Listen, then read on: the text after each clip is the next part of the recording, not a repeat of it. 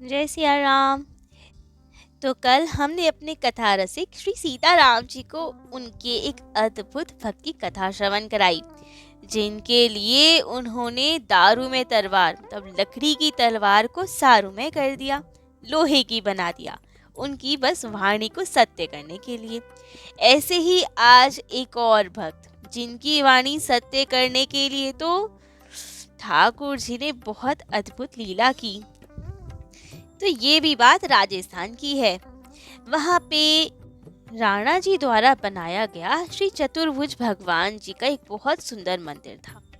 चतुर्भुज भगवान जी द्वारकाधीश भगवान जी के ही स्वरूप, कृष्ण जी के ही चतुर्भुज स्वरूप थे और राणा जी उनके बहुत परम भक्त थे। नित्य प्रति उनके दर्शनों को जाया करते थे। शयन के वक्त जाते थे तो शयन में जब श्रृंगार मंगल किया जाता है, माला आदि हटाई जाती है, तो ठाकुर जी की पुष्प की वही माला राजा को प्रसादी रूप में दी जाती थी और राजा उसे धारण करके फिर अपने राजमहल को आते थे। ये नित्य प्रति का नियम था कि राजा रात्रि को आते थे और प्रसादी माला पहनते थे, प्रणाम आदि करके फिर जाया जाता थे। अब ये क्रम तो चल रहा था, परंतु एक समय की बात है कि राणा जी पे बहुत सारा कार्य, जिसके कारण उन्हें आने में थोड़ा विलंब हो गया। राजा जी ने संदेश भिजवा दिया कि आज हम शायद ना आ पाए, तो पुजारी जी से कहें कि ठाकुर जी को इंतजार ना करवाएं, उन्हें शयन करवा दें। तो अब पुजारी जी ने भी संदेश पाया, तो जो निश्चित समय था उस समय अब उनका श्रृंगार मंगल किया गया और आज जो वो पुष्पमाला थी जो सदैव राजा को देते थे, क्योंकि अब राजा का मंदिर ठाकुर राजा जी के, तो देनी भी पड़ती थी। कभी कभी तो पुजारी जी की इच्छा होती होगी कि प्रसादी माला हमें भी मिले, परंतु अब राजा को कैसे मना करें। तो आज तो वो अवसर दिया ठाकुर जी ने जब प्रसादी माला पुजारी जी को मिलने वाली थी, क्योंकि राजा तो आने नहीं आज। तो पुजारी जी ने शयन करवाया और वो प्रसादी माला अपने सिर पर धारण करी और बहुत प्रसन्न आनंद में भजन करने लगे। परंतु इधर राजा जी का, राणा जी का तो नित्य नियम था आने का, काम ज्यादा था, परंतु राजा दर्शनों को व्याकुल जल्दी जल्दी काम संपन्न किया और आ गए मंदिर की ओर। परंतु तब तक तो शयन हो चुका था और पुजारी जी को इनके रथ की आवाज आई तो उन्हें घबरा गए कि अरे राजा जी तो आ गए, लेकिन शयन तो करा दिया। तो सोचा कोई बात नहीं, ठाकुर जी तो अपने निश्चित समय पे सोएंगे ना, कोई बात नहीं, प्रसाद है वो दे दिया जाएगा। परंतु अब याद आया कि प्रसाद नहीं, प्रसादी माला भी तो राजा को दी जाती है। यदि उन्होंने पूछा कि प्रसादी माला कहाँ है तो मैं क्या उत्तर दूंगा। अब तो पुजारी जी बहुत घबरा गए और जो अपने सिर पर उन्होंने प्रसादी माला धारण की थी उन्हें हाथ में ले ली। राजा जी आए, दर्शन किए, चौखट को प्रणाम किया, क्योंकि ठाकुर जी तो शयन कर चुके थे। तब पुजारी जी ने वो प्रसादी माला उनको दी, प्रसाद आदि दिया, राजा ने वो पहन ली। परंतु अब ठाकुर जी की लीला कह लीजिए या क्या, क्योंकि अब ठाकुर जी भी तो परम कौतुकी ना, नित्य नए कौतुक सूझते हैं उन्हें तो अब राजा ने माला धारण की तो ये क्या, माला में सफेद केश। अब तो राजा को बड़ा खराब लगा और उसने पुजारी जी से पूछा कि ये सफेद बाल कहाँ से आया माला में। अब पुजारी जी निष्कपट निश्चल हृदय के कुछ भी कह सकते थे, झूठ बोल सकते थे कि हमें क्या पता कहाँ से आया, मालिन ने जो माला लाई वहां से आया होगा। परंतु स्वभाव में तो झूठ बोलना था नहीं और यहाँ ठाकुर जी की कुछ लीला चल पड़ी, उनको नया कौतुक सूझा। राजा ने पूछा, 3 बार पूछा कि क्या ठाकुर जी के बाल सफेद हो गए हैं। इन्होंने कहा जी सरकार। अरे ठाकुर जी के केस सफेद हो गए हैं। पुजारी जी ने कहा जी सरकार। तुम कहना क्या चाहते हो, हमारे ठाकुर जी बूढ़े हो गए, उनके बाल सफेद हो गए हैं। अब इन्होंने कहा जी सरकार। 3 बार इनके मुख से जी सरकार निकल गया, इनको कुछ सूझा ही नहीं कि क्या बोले। अब राजा ने तो गुस्से में पूछा था, उसे तो आभास था कि पुजारी जी के बाल सफेद है, इन्होंने अपनी पहनी हुई माला हमें दे दी, जरूर इन्होंने धारण कर ली होगी और हमारे भय के कारण अपनी पहनी हुई माला मुझे दे दी। इतना साहस कैसे हो गया? तो इसलिए उन्होंने क्रोध में पूछा था कि क्या ठाकुर जी के बाल सफेद हो गए हैं जो इसमें सफेद बाल है? और इन्होंने तो निष्कपट भाव से जी सरकार कह दिया, क्योंकि बहुत घबरा गए थे कि हम क्या उत्तर दे, राजा बहुत कुपित होगा, हमें दंड देगा। लेकिन अब भक्त के मुंह से निकल गया, लेकिन क्या कर सकते हैं, राजा को बहुत क्रोध। राजा ने कहा ठीक है, यदि ठाकुर जी के बाल सफेद हो गए हैं ना, तो हम भी दर्शन करेंगे। कोई बात नहीं, अभी तो शयन कर रहे हैं ठाकुर जी, उनको तो परेशान नहीं कर सकते, लेकिन सुबह मंगला आरती होगी तो हम आएंगे, हमारे बिना द्वार मत खोलना, हमारे समक्ष ही मंगला आरती होगी, तभी ठाकुर जी के पट खुलेंगे। अब तो पुजारी जी ने कहा जी जो आ गया, और राजा गुस्से में चल दिए कि हमने तो सुना है ठाकुर जी तो कभी बूढ़े नहीं होते, उनकी तो चिन्मय देह होती है, और ये कहता है कि बाल सफेद हो गए ठाकुर जी के। सारा सच सामने आएगा सुबह। अब राजा जी तो चले गए, परंतु अब इनको चेतना आई कि मैंने ये क्या कर दिया। मैं तो कभी असत्य नहीं बोलता, लेकिन आज कैसे ये असत्य बाणी निकल गई। ठाकुर जी के प्रति अपराध हो गया, राजा के प्रति अपराध हो गया, मैंने असत्य भाषण किया। और ठाकुर जी के प्रति क्या अपराध बन गया, मैंने ठाकुर जी को बूढ़ा कह दिया, मैंने ये कह दिया कि ठाकुर जी के बाल सफेद हो गए, ये तो भगवत अपराध हो गया। हे ठाकुर जी, मेरी भूल को क्षमा कीजिए, मेरी रक्षा कीजिए। उन्होंने कहा ठाकुर जी, मैं तो यंत्र के समान हूँ ना, मैं तो अपनी इच्छा से कुछ नहीं करता, आप ही तो सबके संचालन करते हैं, सब गुण दोष सब आप ही से है, आपकी प्रेरणा से ही कुछ हुआ होगा, मैं नहीं जानता कैसे असत्य भाषण निकल गया, लेकिन अब बचाना तो आपका कार्य है, मुझे बचाइए, मेरी रक्षा कीजिए। फिर उनके मन में भाव आया कि नहीं नहीं, आप मेरी रक्षा मत कीजिए, मैं तो बहुत बड़ा पापी हूँ, आपका भक्त कहलाने लायक भी नहीं हूँ, आपकी भक्ति भी तो पेट भरने के लिए ही करता हूँ, तो मेरी रक्षा मत कीजिए, मेरी वाणी को सत्य मत कीजिए। मैं कैसे कह दूं आपको कि आप मेरी रक्षा कीजिए, मैंने तो अपराध किया है आपका। उन्होंने कहा प्रभु मैं झूठो अहो पुजारी, सदा सत्य त्रय कमल नाथ, तुम भक्त वत्सल अविकारी, पूजा के मिस उदर भरत हो, अति लोलुप अविचारी, प्रेम नेम एको नहीं हम में, दीना नाथ खरारी, हो किशोर कच कुंचित मेचक, शोभा सिंधु मुरारी, कैसे कहो वृत बनी जावो, सेत केश सितधारी, देवा देव चतुर्भुज चरणनी, परी के कहत पुकारी, जैसो चाहो करो करुणा निधि, सर्वोपरि अधिकारी। अर्थात उन्होंने कहा कि प्रभु जी, मैं आपका झूठा पुजारी हूँ, सच्चे मन से पूजा नहीं करता हूँ, आप इतने भक्त वत्सल है कि मेरी भक्ति पूजा जैसा भी हो आप सब स्वीकार करते हो, मैं तो केवल उधर भरने के लिए कि दान दक्षिणा मिलेगी उस नाते ही आपकी पूजा करी है, लेकिन आप दीनानाथ हो, आप तो नित्य किशोर हो, आप तो सदा किशोर स्वरूप में ही रहते हो, शोभा की सिंधु हो, शोभा की खान हो, आप तो सबसे सुंदर हो, फिर भी मैं आपको कैसे कह दूं कि आप वृद्ध बन जाओ, बालों को सफेद कर लो, मैं सोच भी कैसे सकता हूँ आपको ये कहने की।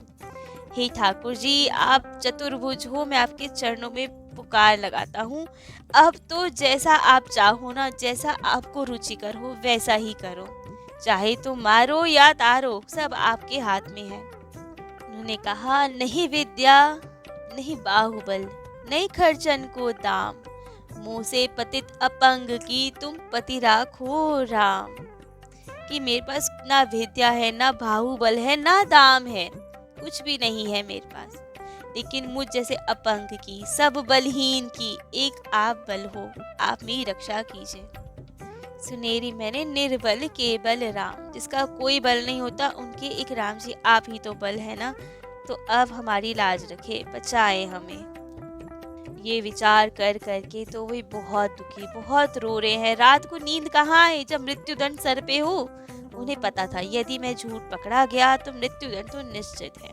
ठाकुर जी को भी किस मुंह से कहूँ मेरी रक्षा करने के लिए, क्या करूँ, कैसे बचूं? ठाकुर जी आप मत करना मेरी रक्षा, मैं भक्त नहीं हूँ आपका। लेकिन क्या किया जाए, बहुत रो रहे हैं, बहुत विलाप कर रहे हैं। बहुत भय और दुख के सागर में हैं कि कल सवेरे राणा आएंगे, सफेद बाल नहीं देखेंगे तो प्राणदंड दे देंगे मुझे। और तो कुछ नहीं, परंतु ठाकुर सेवा छूट जाएगी मुझसे। ठाकुर जी से दूर जाना पड़ेगा। जैसे कभी कबीरदास जी ने कहा था, राम बुलावा भेजिया दिया कबीरा रोए, जो सुख यहाँ सत्संग में सो बैकुंठ ना होए। प्राण दंड तो मिलेगा, परंतु ठाकुर जी से दूर चला जाऊंगा। अब तो वे बहुत दुखी, और ठाकुर जी इतनी देर कहाँ सह पाए अपने भक्तों का दुख। अब तो ठाकुर जी की वाणी सुनाई दी। ठाकुर जी की तो वाणी भी अमृतमय है, हष्ट-पुष्ट कर देती है, सारी शोक संताप मिटा देती है, ऐसी वाणी है उनकी। मानस जी में भी कई जगह उल्लेख है कि ठाकुर जी की वाणी अंदर जाते ही सब शोक संताप, सब दुर्बलता दूर हो जाती है। तो अब इनको ठाकुर जी की वाणी सुनाई दी। ठाकुर जी ने आश्वासन दिया कि आप इतने परेशान ना होइए, सब हो जाएगा। आप तो निश्चिंत होके द्वार खोलिएगा, मंगल आरती कीजिएगा, सफेद बाल ही दिखेंगे आपको हमारे। आप चिंता ना करें और मन को शांत रखें, इतने दुखी मत होइए। अब तो इतनी वाणी सुनकर पंडित जी की आंखों में आंसुओं की झड़ी लग गई कि ठाकुर जी कितनी ज्यादा कृपा करते हैं। हम किसी लायक नहीं, फिर भी ठाकुर जी इतनी कृपा करते हैं। परंतु ये ठाकुर जी का स्वभाव है, उनको कोई झूठे भी भजले तो भी ठाकुर जी उसे अपना लेते हैं। हम में कोई सामर्थ्य नहीं उनसे संबंध निर्वाह करने का, परंतु झूठे को भी यदि उनसे संबंध मान लिया, झूठे को भी कह दिया कि हे ठाकुर जी, मैं तो आपका हूँ, आपका भक्त हूँ, बेशक हम हो ना भक्त, फिर भी ठाकुर जी सत्य मान लेते हैं और वे निर्वाह करते हैं। इतनी कृपा बरसाएंगे ना आप पर कि आपको भी आश्चर्य हो जाएगा कि किसी लायक नहीं है हम, फिर भी ठाकुर जी इतनी कृपा कर रहे हैं। रीजन नहीं पता क्यों कर रहे हैं, लेकिन उनका प्रेम ही इतना है, इतने भक्त वत्सल है, इतने करुणा वर्णाले हैं कि उन्हें कोई कारण ही नहीं चाहिए कृपा करने का। न जाने कौन से गुण पर दयानिधि रीझ जाते हैं। यही सब संत कहते हैं, यही सद्ग्रंथ गाते हैं। ये हम भी नहीं सोच सकते कि ठाकुर जी किस बात पे रीझ जाएं। अवगुण पे भी रीझ जाते हैं वे तो, परंतु ये देवा जी तो भक्त थे ठाकुर जी के। ये तो उनकी दीनता थी जो कह रहे थे कि हम केवल पेट पूजा के लिए ही तो आपकी सेवा करते हैं, परंतु ऐसा था नहीं, वे भक्त ही तो थे। तभी तो ठाकुर जी इतनी जल्दी रीझ गए, वाणी सुनाई थी उन्हें ठाकुर जी की, सहज बात थोड़ी है। ठाकुर जी अपने सच्चे भक्तों की बात कैसे ना पूरी करें, वे तो अपने झूठे भक्तों की भी बात साची कर देते हैं। इसकी एक कथा मिलती है भक्तमाल में। एक यवन बादशाह था, यवन मतलब मुस्लिम बादशाह, परंतु किसी शुभ संस्कारवश बादशाह की श्री कृष्ण भगवान जी में प्रीति थी, उनसे प्रेम करता था। उनका कन्हैया नाम इन्हें बहुत ही पसंद था, हमेशा कन्हैया कन्हैया की रट लगाया करता था और कन्हैया के नाते कन्हैया के भक्तों को भी बहुत मानता था, उनकी सेवा किया करता था। और इस बात की सर्वत्र प्रसिद्धि हो गई थी कि बादशाह कन्हैया का भक्त है, उनसे बहुत प्रेम करता है, उनके नाम पे तो सब करने को तैयार हो जाता है, खूब दान दक्षिणा दे देता है। तभी एक ब्राह्मण को एक युक्ति सूझी। उन्होंने कन्हैया जी के नाम से बादशाह को एक झूठा पत्र लिखा, जिसमें लिखा कि इस ब्राह्मण की कन्या का विवाह है, उसे 1000 रुपए दे दो, और नीचे कन्हैया नाम से ही हस्ताक्षर कर दिए। अब तो जब ये पत्र बादशाह को दिया गया तो बादशाह ने अपने मंत्रियों को कहकर हुक्म देकर 1000 रुपए उसे दिलवा दिए और पत्र अपने पास रख लिया। तब तो सब मंत्री ने सब बादशाह को समझाया और कहा कि हुजूर, ये तो फर्जी चिट्ठी है, कन्हैया के पास कौन सा धन माल की कमी है जो आपको बोलेंगे, इसने आपको मूर्ख बनाया है, आप इतने भोले वाले हैं, आप उसकी बातों में आ गए और ऐसा काम कर दिया। तब बादशाह मुस्कुराए और उन्होंने कहा कि वजीर जी, ये तो मैं भी जानता हूँ कि ये झूठा पत्र है, परंतु इतना विश्वास अवश्य है कि जब कन्हैया की आज झूठी चिट्ठी आई है ना, तो कल सच्ची चिट्ठी भी आएगी।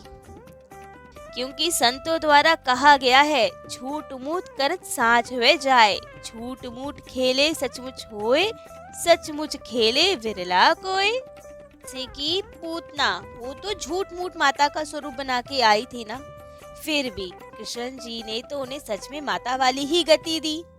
तो ठाकुर जी अपने झूठे भक्तों की भी बात रखते हैं, तो सच्चे भक्तों की तो क्या ही कहा जाए। तो अब प्रातः काल राजा आए मंदिर में और पुजारी जी को जगाया और कहा कि द्वार खोलो, पट खोलो, मंगला आरती का समय है। तब तो पंडित जी आए, उन्होंने पट खोले। अब गर्भगृह में जाने का अधिकार सबका नहीं होता, पुजारी जी का होता है। तो पुजारी जी गर्भगृह में गए, मंगला आरती आदि की, और ये क्या, आज तो पुजारी जी को विलक्षण दर्शन हुए। ठाकुर जी ने जैसा कहा, उनके सारे बाल सफेद। अब ये देखकर तो पंडित जी, श्री देवा जी तो भाव विभोर कि ठाकुर जी ने मेरे लिए अपने इतने सुंदर स्वरूप का भी त्याग कर दिया, अपने सुंदर काले घुंघराले केशों का त्याग करके ये शीत केश, सफेद केश धारण कर लिए। इतना उनमें प्रेम भाव बढ़ा कि वे तो मूर्छित हो गए। परंतु अब ठाकुर जी ने ही उन्हें चेतना में लाए और कहा कि जगे और थोड़ा अब राजा के साथ लीला करें। तब तो राजा को दर्शन हुए। राजा देख के दंग कि ठाकुर जी कब से बूढ़े होने लगे, इनके बाल कैसे सफेद हो गए। परंतु उसमें तो राजमत, राजा होने का अभिमान, कि ये अवश्य ही पुजारी जी झूठ बोल रहे हैं, इन्होंने कहीं से कुछ सफेद बाल लाके ठाकुर जी के लगा दिए हैं, ये ठाकुर जी के बाल नहीं हो सकते। तब तो राजा जी ने पुजारी जी से कहा कि पुजारी जी, यदि आपकी आज्ञा हो तो मैं भी गर्भगृह में आकर एक बार ठाकुर जी के केशों के दर्शन कर लूं। पुजारी जी तो बेचारे क्या बोलते, उन्होंने कहा, राणा जी, मंदिर आपका, ठाकुर जी आपके, मैं कौन होता हूँ आपको आज्ञा देने वाला। जैसा आपको उचित लगे सोई कीजिए। अब तो राजा आए, दर्शनों की अभिलाषा से नहीं, जांचने की अभिलाषा से आए, और उन्होंने देखा कि ये क्या, ठाकुर जी के बाल सफेद कैसे हो गए। अब हाथ लगा के देखा कि कहीं कुछ रंग तो नहीं लगाया हुआ, लेकिन नहीं, रंग होता तो हट जाता, रंग तो नहीं है। कहीं इसने चिपका तो नहीं दिए ठाकुर जी पे ये सफेद बाल। तो एक बाल पकड़ के खींचा ठाकुर जी का। अब ठाकुर जी के भाव बदले, कोई बाल खींचे तो दर्द तो होगा ना। ठाकुर जी ने नाक सिकोड़ी, लेकिन राजा की आंखों में तो अभिमान की पट्टी, उसे कहाँ दिखाई देगी ठाकुर जी को दर्द हुआ है। देवादास जी को दिखाई दिया, उन्हें बहुत दुख हुआ कि क्या कर रहे हैं आप, लेकिन राजा को विश्वास नहीं, एक बाल से उसे सेटिस्फेक्शन नहीं मिली, उसने और बाल ठाकुर जी के खींचे। तो हमारे नाजुक से कोमल से ठाकुर जी कैसे सहे इतना। जैसे ही उसने ठाकुर जी के बाल खींचे तो वो बाल उखड़ गए, उनके हाथ में आ गए, और ठाकुर जी के सर में से तो रक्त की धार फूट पड़ी और रक्त की कुछ बूंदें राजा के ऊपर गिरी। इतना देख कर कि मेरे ठाकुर जी को कष्ट हुआ है। पंडित जी तो बहुत रोने लगे कि ठाकुर जी को कष्ट हो गया, और राजा की दशा का तो कौन वर्णन कर सके। राजा भक्त तो था, बस अभिमान की पट्टी थी। तो अब उसे महान ग्लानि की, ये क्या कर दिया मैंने, इतना बड़ा अपराध, ठाकुर जी के प्रति अपराध, उनके भक्त के प्रति अपराध, ये केस तो सच के हैं। मैंने संत पे अविश्वास किया। ठाकुर जी के पार्षद होते हैं जो उनके पुजारी जी होते हैं, उनका तो सम्मान करना चाहिए। मैंने उन पे संदेह किया, मैंने ठाकुर जी के बाल खींच दिए, उनको इतना कष्ट दिया, उनके रक्त निकल गया, कितना दुख हो रहा होगा, कितना कष्ट हो रहा होगा ठाकुर जी का। अब ये सब विचार करके तो राजा मूर्छित हो गया। एक पहर तक राजा मूर्छित रहा। पुजारी जी ने थोड़ा खुद को संभाला और चरणामृत उसके मुख में दिया, चेतना लाई गई। अब तो वे ठाकुर जी की ओर देखने की तो हिम्मत नहीं राजा की। कैसे देखे ठाकुर जी को, किस मुंह से ठाकुर जी की ओर देखे। लेकिन देवा जी के चरणों में गिर पड़ा कि मुझे क्षमा कीजिए, बहुत बड़ा अपराध हो गया है मुझसे, क्षमा के भी योग्य हूँ नहीं मैं, फिर भी मुझे आप हो सके तो मार्गदर्शन दीजिए, कुछ दंड दीजिए, कुछ भी कीजिए, लेकिन मुझे बचाए। उस वक्त राणा जी के द्वारा 3 अपराध बने थे, भक्ति के प्रति, भक्त के प्रति और भगवान के प्रति। ये तीनों जघन्य अपराध हुए थे। पहला अपराध भक्ति के प्रति। राजा को यदि पता चल भी गया था कि ये पुजारी जी की पहनी हुई माला है, तो भी उन्हें कहाँ क्यों तर्क करना चाहिए था। ब्राह्मण है वे, ठाकुर जी के साक्षात परिकर है, उनके पार्षद है, तो उनकी पहनी हुई माला पहनने में तो कोई एतराज नहीं होना चाहिए था। प्रसादी माला थी, क्यों किया? तो ये हुआ भक्ति का अपराध। दूसरा, पुजारी जी ठाकुर जी के परम भक्त, तभी तो उनकी सेवा का अधिकार मिला। उन पे उन्होंने संदेह किया, उनको डांटा कि यदि आपने झूठ बोला तो दंड मिलेगा। ये हुआ भक्त अपराध, उन पे संदेह करना। और तीसरा भगवान जी का, भगवान जी के केश खींचे, उन पे भी संदेह किया। तो ये 3 अपराध बने ठाकुर जी के प्रति, जो ठाकुर जी क्षमा नहीं कर सकते। ठाकुर जी अपना अपराध तो क्षमा कर देते हैं, परंतु अपने भक्त के प्रति किया अपराध तो वे कभी क्षमा नहीं करते। तो अब ठाकुर जी की ओर तो देखने का साहस नहीं, ठाकुर जी के तो रौद्र स्वरूप उन्हें दिख रहा था।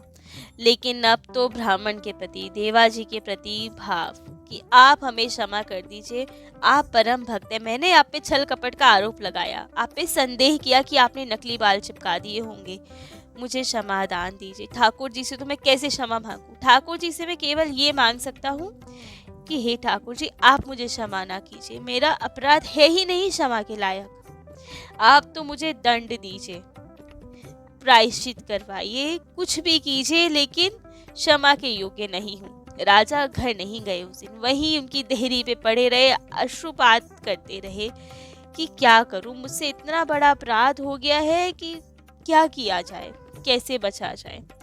अब यदि वे ब्राह्मण से, देवा जी से क्षमा नहीं मांगते तो ठाकुर जी क्षमा नहीं करते। लेकिन ठाकुर जी अपने भक्तों से बहुत प्यार करते हैं और इन्होंने अब देवा जी का सम्मान किया, उनसे क्षमा याचना की। तो ठाकुर जी ने अभी जैसे पहले देवा जी को उनकी वाणी सुनाई थी, अब राजा को उनकी वाणी सुनाई थी। ये भी कम कृपा नहीं है, ठाकुर जी की वाणी सुनना तो बहुत बड़ी बात है। तब जैसे ही वाणी आई तो राजा ने चहु और देखा कि कौन बोल रहा है। उन्हें आभास हुआ कि तो ठाकुर जी बोल रहे हैं।